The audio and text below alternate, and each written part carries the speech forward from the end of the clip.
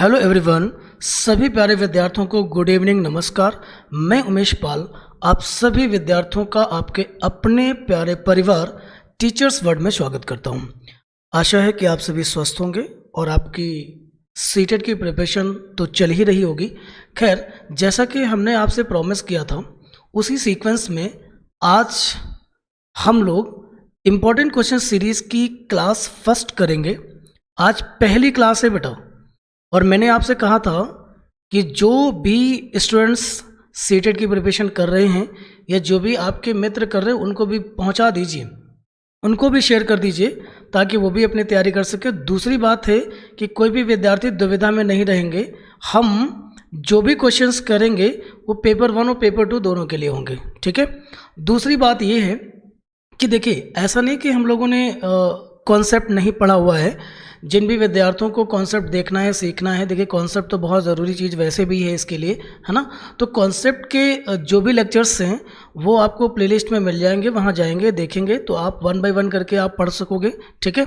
और दूसरी बात जानते हो क्या है कि इस एग्ज़ाम के लिए सबसे ज़्यादा इंपॉर्टेंट होता है क्वेश्चन। देखिए, एग्ज़ाम में क्वेश्चन ही आएगा, क्वेश्चन से क्वेश्चन ही बनता है। दूसरी बात कि हम लोग प्रैक्टिस करेंगे विद कॉन्सेप्ट, ठीक है। मुझे जहाँ ज़रूरी लगेगा वहाँ मैं आपको कॉन्सेप्ट भी क्लियर करने वाला हूँ। मैं आपको थोड़ा सा दिखा दूँ, ये देखिएगा कि क्वेश्चंस तो मैं आपको डिस्कस करूँगा ही, साथ में जहाँ मुझे ज़रूरी लगेगा वहाँ आपको टर्मिनोलॉजी भी डिस्कस करूँगा, ठीक है। और लास्ट में, क्वेश्चंस के लास्ट में मैंने एक छोटा सा नन्हा सा टॉपिक भी रखा हुआ है, वो भी मैं आपको बता देता हूँ। यहाँ से क्वेश्चंस बहुत ज़्यादा बनते हैं, आरटी एक्ट 2009, ठीक है। तो लेक्चर को लास्ट तक देखना बहुत ज़रूरी होगा आपके लिए, क्योंकि जब आप पूरा लेक्चर देखेंगे तो लास्ट में हम लोग क्वेश्चन सीरीज़ कंप्लीट करने के बाद आरटी एक्ट 2009 को भी पढ़ेंगे, क्योंकि आरटी एक्ट 2009 भी काफ़ी एग्ज़ाम के लिए इम्पोर्टेंट है, बहुत ज़्यादा पूछा जाता है। यहाँ से भी काफ़ी क्वेश्चंस बनते हैं। जो विद्यार्थी यहाँ से नोट्स बनाना चाहे वो भी बना सकते हैं, उन्हें कोई भी इश्यूज़ नहीं होंगे, क्योंकि बिल्कुल नोट्स वाला मैटर ही यहाँ पे आपको मिलेगा, ठीक है। चलते हैं, आज की क्लास शुरू करी जाए। और अगर मुझे बहुत ज़रूरी कुछ लगेगा तो जो छोटे छोटे कॉन्सेप्ट हैं, छोटे छोटे टॉपिक्स हैं, अगर बहुत ज़रूरी लगेगा या आपको कहीं बहुत ज़्यादा ट्रबल होगा तो मैं कॉन्सेप्ट भी कर दूंगा। वैसे अब कोई ज़रूरत नहीं है। हमने 60 डेज़ का प्लान आपके साथ शेयर किया हुआ है, डिस्कस किया हुआ है। उसी के अकॉर्डिंग हम लोग सीटी के साथ साथ हिंदी, मैथ्स और दूसरे सब्जेक्ट्स की भी पेडागोजी यहाँ पे करेंगे, ठीक है। तो आज की क्लास को शुरू करते हैं और आइए देखते हैं।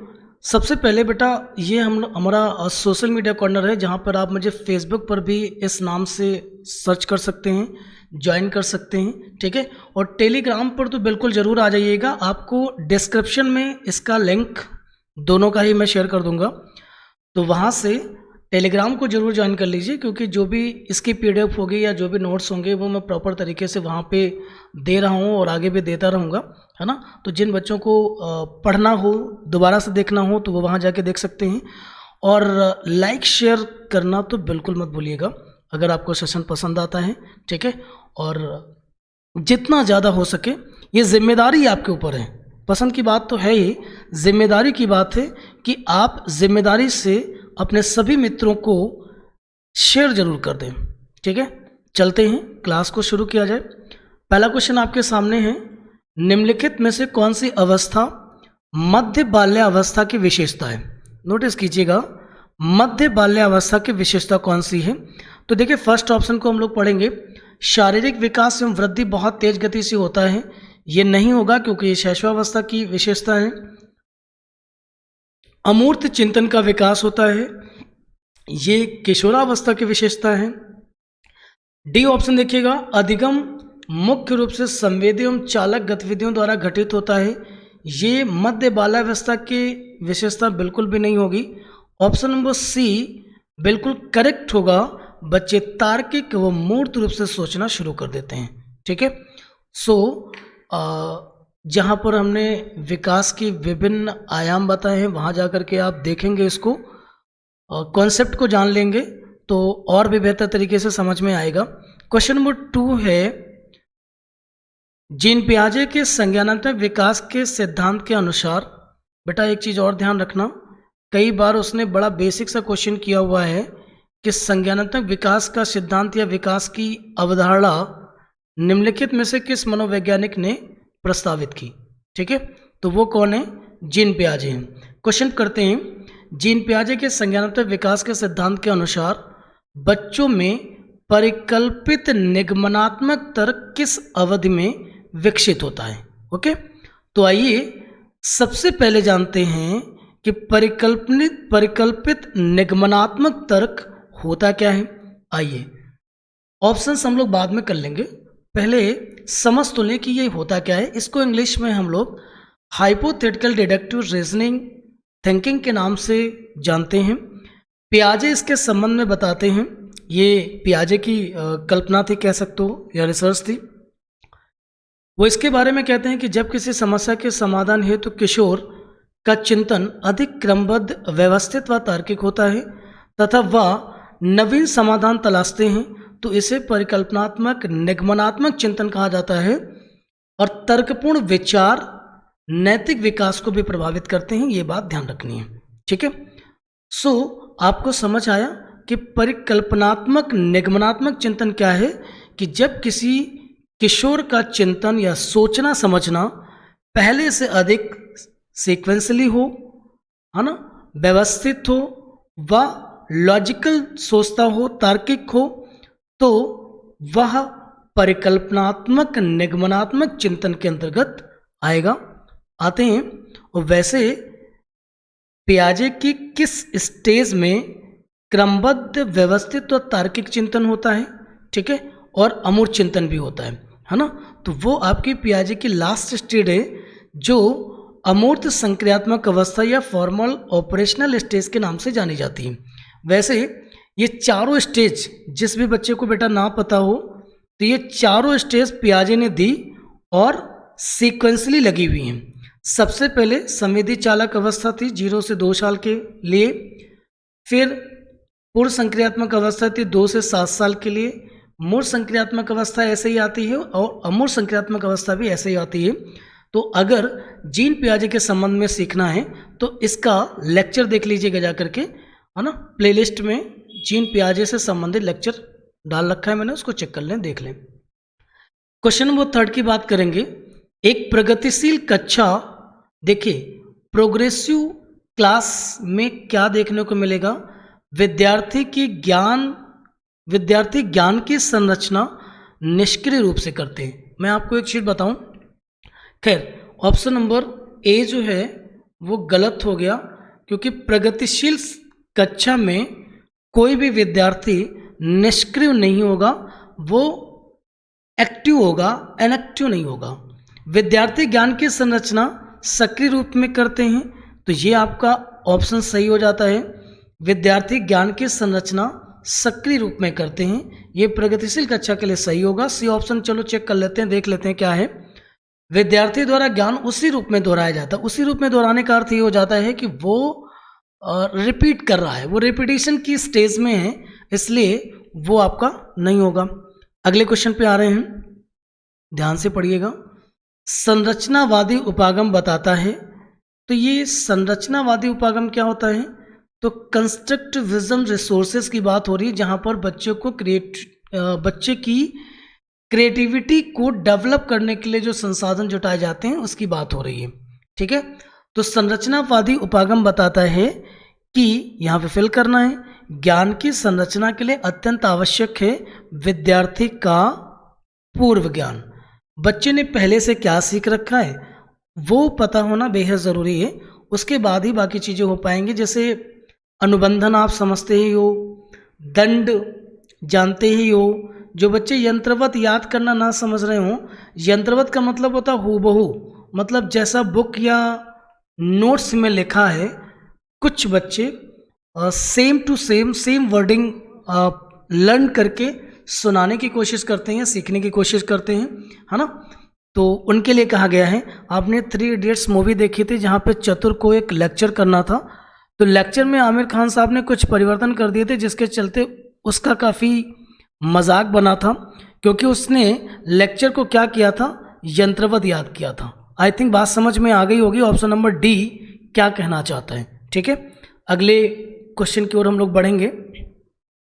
नेक्स्ट क्वेश्चन लिखा हुआ है कि निम्नलिखित में से कौन से शिक्षण अधिगम के लिए एक प्रभावशाली शिक्षण प्रणाली नहीं है। ध्यान दीजिएगा, मुझे उस ऑप्शन को चूज करना है जो प्रभावशाली शिक्षण प्रणाली नहीं होगी।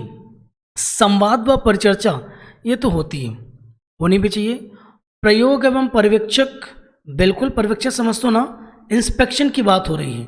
और प्रयोग का मतलब है इम्प्लीमेंट करना, एक्सपेरिमेंट करना, जो भी आप सीखेंगे उसका प्रयोग करना, उसका उपयोग करना। बच्चों की अंतर्दृष्टि द्वारा अनुमान लगाने के लिए प्रोत्साहित करना, बिल्कुल सही बात। ये तो तीनों ऑप्शन बिल्कुल सेट आ रहे हैं, ठीक है। दिए गए ज्ञान को दोहराने पर ध्यान केंद्रित करना, ये गलत हो रहा है, इसलिए इस क्वेश्चन के अंतर्गत ऑप्शन नंबर डी सही होगा, ठीक है। क्वेश्चन नंबर 6 आएंगे, सतत एवं समग्र मूल्यांकन में क्या शामिल है। सबसे पहले जान लो कि सतत एवं समग्र मूल्यांकन क्या होता है। इसको CCE बुलाते हैं, इसको कंटिन्यूअस कॉम्प्रिहेंसिव इवैल्यूएशन के नाम से जानते हैं। यूं कह सकते हो कि ऐसा मूल्यांकन, ऐसा इवैल्यूएशन जो बच्चे के सभी पक्षों का ध्यान रखे, ठीक है, और निरंतर हो, लगातार हो। इसके लिए समय का प्रतिबंध नहीं होना चाहिए, कभी भी कहीं भी हो सकता है। तो देखिएगा क्या शामिल है ये बताना है। तो केवल संरचनात्मक आकलन, ठीक है, केवल संकलात्मक आकलन, ना तो संकलनात्मक और ना ही संरचनात्मक। ऑप्शन नंबर डी पढ़ेंगे, विविध प्रकार की रणनीतियों का प्रयोग करते हुए। रणनीतियां तो आप समझते ही हो, रणनीतियां किसे कहते हैं, और टैक्टिक्स कह सकते हो, मेथड्स कह सकते हो। दोनों माध्यमों संकलनात्मक और संरचनात्मक आकलन का प्रयोग किया जाना चाहिए। सो इसके लिए बेस्ट ऑप्शन है ये। जरा बता देते हैं आपको कि संकलनात्मक और संरचनात्मक आकलन होते क्या हैं। मैंने एक स्लाइड नीचे लगाई हुई है जहां पर हमने समझा सॉरी जहां पर हमने संरचनात्मक मूल्यांकन और संकलनात्मक मूल्यांकन को समझाने की कोशिश करी। जान तो क्या है संरचनात्मक मूल्यांकन क्या होता है, समझ लो। यह मूल्यांकन शिक्षण के दौरान ही किया जाता है, मतलब समझ लो ना, जब अध्यापक कक्षा को पढ़ा रहे होते हैं उसी दौरान उन चीज़ों को नोटिस करना या बच्चों का मूल्यांकन किया जाना। इससे फ़ायदे क्या होंगे, इससे बच्चों का फीडबैक निरंतर प्राप्त होता रहता है, जिससे नवीन शिक्षण विधियों का उपयोग आवश्यकता के अनुसार किया जा सकता है। मतलब अगर किसी भी शिक्षण विधि या मेथड का परिवर्तन करना हो, चेंज लाना हो, या बच्चे हमारी क्लास के कम सीख पा रहे हैं तो वहाँ पर वो चेंज हम ला पाएंगे, क्योंकि फीडबैक क्या हो रहा है, तुरंत मिल रहा है। तो ये संरचनात्मक मूल्यांकन हो गया जो अच्छा है।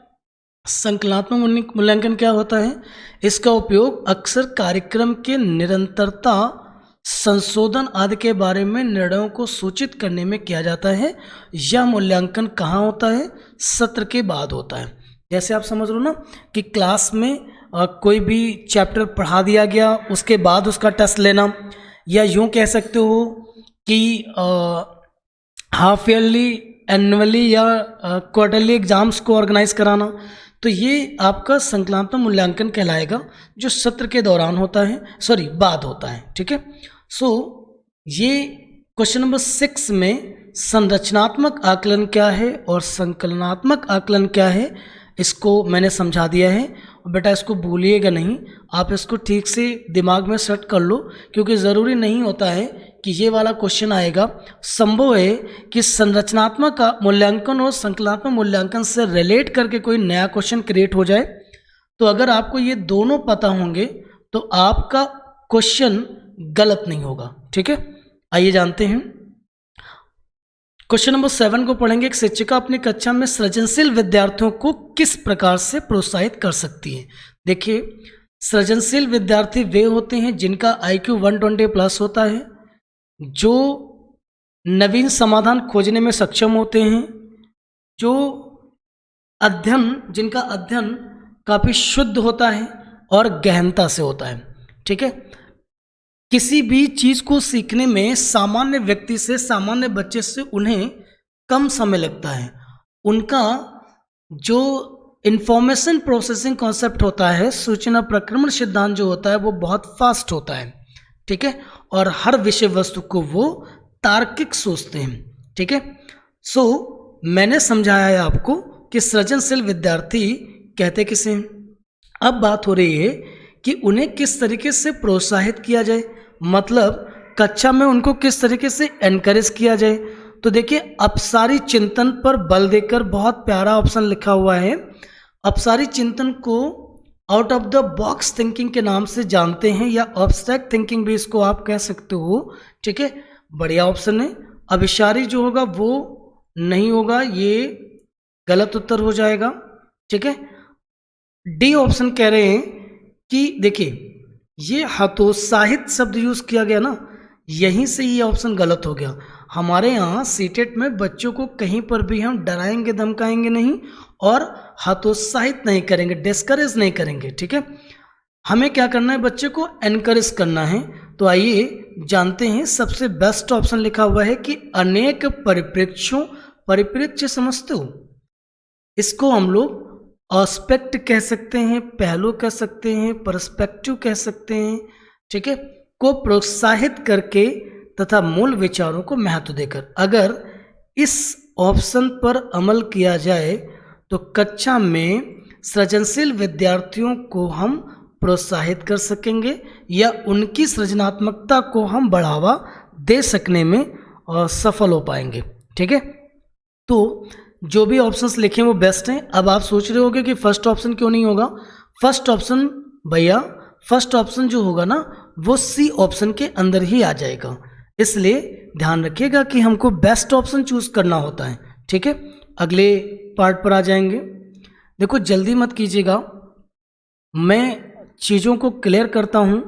सीधे क्वेश्चन से पढ़कर और सीधे ऑप्शन तक जाना ये रटन पद्धति हो जाएगी, जिस पर हमें काम नहीं करना है, क्योंकि यह आवश्यक नहीं है कि जो मैं क्वेश्चन पढ़ा रहा हूँ वो आपको वहाँ मिलेंगे एग्ज़ाम में। लेकिन इतनी गारंटी है कि अगर आपने एक्सप्लेनेशन को ध्यान से सुना तो एक भी क्वेश्चन आपका छूटने वाला नहीं है, आप बहुत बेहतर परफॉर्म करके आओगे। इसीलिए मैंने क्वेश्चन सीरीज कम रखी हुई है।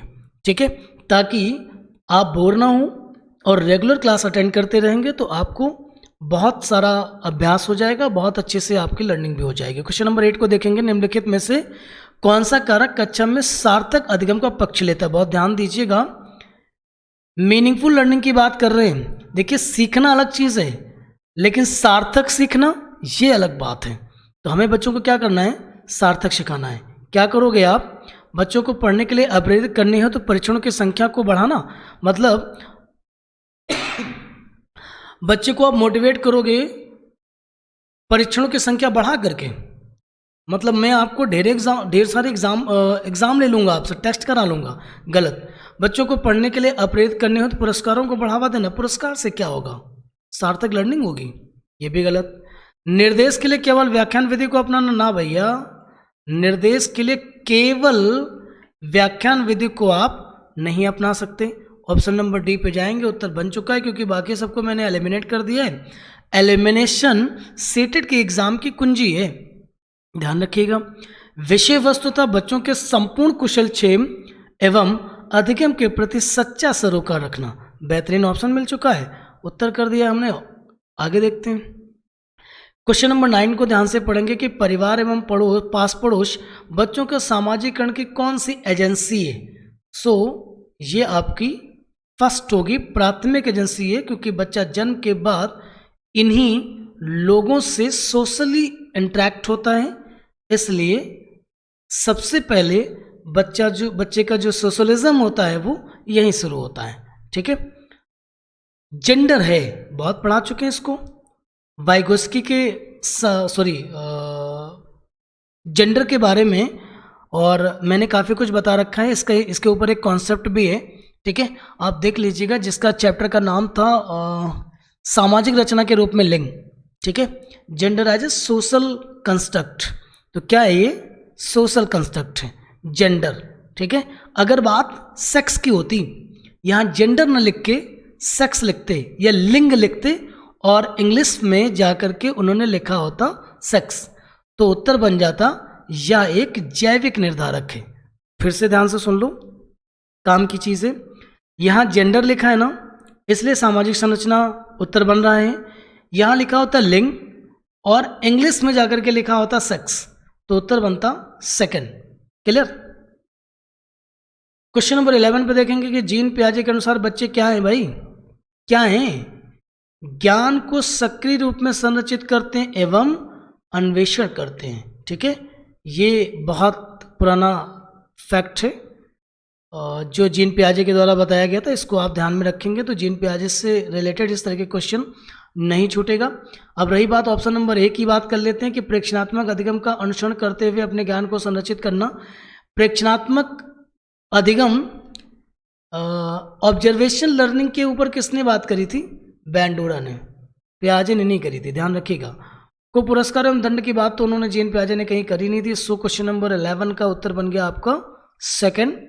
आते हैं क्वेश्चन नंबर 12 पर। लेविगोस्की के अनुसार अधिगम क्या है? लेविगोस्की कैसे सीखने पर बल दे रहे थे भैया? सामाजिक अधिगम की बात कर रहे थे, है ना। निष्क्रिय, अनुबंधित गतिविधि, सामाजिक गतिविधि। वाइगोस्की किस तरीके की सीखने, लेविगोस्की के अनुसार अधिगम क्या था? ठीक है, तो सामाजिक गतिविधि हो गई। नेक्स्ट आते हैं, बच्चों को कक्षा में प्रश्न पूछने की अनुमति नहीं देनी चाहिए, ऐसा तो आप कर ही नहीं सकते हो। क्लियर। पूछने के लिए प्रोत्साहित करना चाहिए, बिल्कुल असामान्य जैसी बात है, कई सारे अध्यापक इसको नहीं करेंगे, बट यही सही है, बच्चों को प्रश्न पूछने के लिए प्रोत्साहित करना चाहिए। ठीक है, हतोत्साहित तो आप कर ही नहीं सकते, ये गलत, इनमें से कोई नहीं। सो आंसर बन गया आपका सेकंड। आते हैं क्वेश्चन नंबर 14 को देखेंगे ध्यान से। बच्चे प्रभावी रूप से सीखते हैं। प्रभावी रूप से बच्चे कब सीखेंगे? जब वे श्याम पट पर अध्यापक द्वारा लिखे गए उत्तरों की नकल करेंगे ना भैया, नकल की कोई बात नहीं है। वे विभिन्न गतिविधियों में कार्यों में सक्रिय रूप से भाग लेते हैं। शिक्षक कक्षा में होने वाली सभी घटनाओं बच्चों को पूर्ण रूप से नियंत्रित करेगा, ये गलत, नियंत्रण बच्चों पर नहीं करना है। वे पाठ्य पुस्तक में दिए गए तथ्यों को याद करते हैं, ये भी गलत। उत्तर क्या बना? वे विभिन्न गतिविधियों कार्यों में सक्रिय रूप से भाग लेते हैं। सो 14 का सेकंड आंसर सही हो जाएगा। क्वेश्चन नंबर 15 को देखेंगे। निम्नलिखित संरचनाओं में से शिक्षा का अधिकार अधिनियम 2009, इसे आरटी एक्ट 2009 भी कहा जाता है, किसकी वकालत करता है? मतलब किसे सपोर्ट करता है कह सकते हो। तो पृथक्करण को तो बिल्कुल नहीं करेगा, एकीकृत शिक्षा को भी नहीं करेगा, वो करेगा इंक्लूसिव एजुकेशन को या समावेशी शिक्षा को। ठीक है, आइए जानते हैं कि आरटी एक्ट 2009 होता क्या है ना भाई। ऐसा तो नहीं है कि ये क्वेश्चन बन गया फिर इससे कोई क्वेश्चन नहीं बनेगा, तो थोड़ा सा इसको हम लोग समझ लेते हैं, और उतना मैंने बता दिया है जितना कि सीटेट की परीक्षा के लिए ज़रूरी है, ध्यान रखिएगा। भारतीय संविधान के अनुच्छेद 21(a) के तहत शिक्षा का अधिकार अधिनियम भारतीय संसद द्वारा 4 अगस्त 2009 को पारित कर अधिनियमित कर दिया गया, मतलब इसे कानून बना दिया गया। एक बात को और ध्यान देंगे कि कभी कभी उसने ये पूछा है कि आरटी एक्ट 2009 संसद में कब पारित हुआ या कब कानूनी रूप में आया। ठीक है, पहले तो प्रपोजल था, कानूनी रूप में नहीं आया। या अधिनियम पूरे देश में जम्मू कश्मीर को छोड़कर, क्योंकि ये सब जानते हो कि पहले जो भी कानून बनता था वो जम्मू कश्मीर पे लागू नहीं होता था। 1 अप्रैल 2009 को पूरे देश में लागू कर दिया गया। ठीक है, सो वहाँ से आरटी एक्ट 2009 एक्टिव हो गया।